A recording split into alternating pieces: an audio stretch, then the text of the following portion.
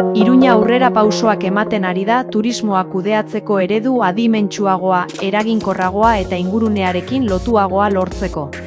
Helmugen plataforma adimenduna, HPA, turismoaren kudeaketan berrikuntza bultzatzeko ardatz estrategikoetako bat bihurtu da. Helburu argia du, datuak erabaki bihurtzea, eta horiek helmugarendako balio bilakatzea. Adimen eta analisi tresna aurreratuen bidez, datuaren ziklo osoa kudeatzeko aukera ematen du. HPak datuaren ziklo osoak biltzea, gordetzea, tratatzea, araztea eta aztertzea.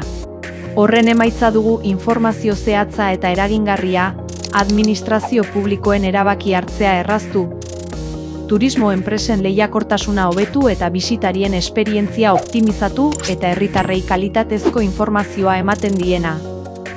Adimen turistikoaren sistema bat ezartzeak berekin dakartza honako hauek, herritarren pertzepzioaren analisiak, datuen ustiapena.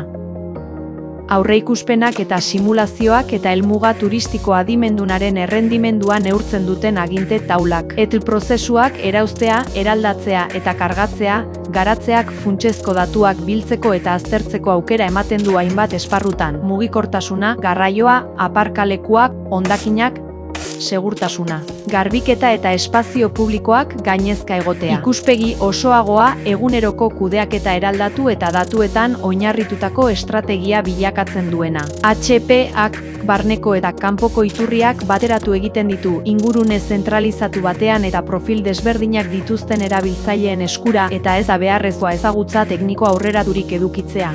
Besteak beste, lokalizazio adimena erabiltzen duten mapa interaktiboak daude, eta enpresendako aginte taulak ere eskaria monitorizatu eta aukerak hautematen dituztenak. Eta hori guztia datu eremu seguru eta elkarreragingarrien babesarekin, Nafarroako turismo datuen eremuari lotuak, horiek bermatzen baitute eragile publiko eta pribatuen arteko informazio trukea eraginkorra izatea. Informazioa baino askoz gehiago da. Ikuspegia, aurrerapena eta etorkizuna da.